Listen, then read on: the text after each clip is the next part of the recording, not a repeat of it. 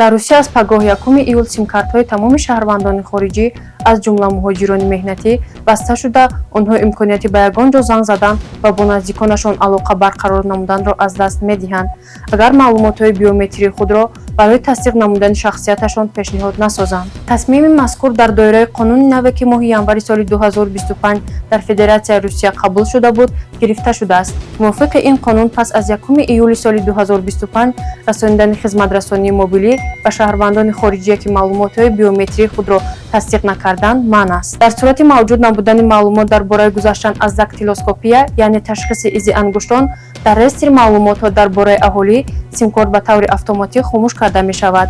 Барои аз алоқаи мобилӣ маҳрум нагаштан, ҳар як муҳоҷир бояд то 1 июл симкарти нав гирад ё маълумотҳои биометрии худро ба ширкати мобилӣ пешниҳод карда симкарти истифода мекардаашро барқарор намояд. Ба ғайр аз маълумотҳои биометрӣ, барои барқарорсозии симкорт ҳамчунин СНИЛС сабт дар портали госуслуг имейл зарур аст.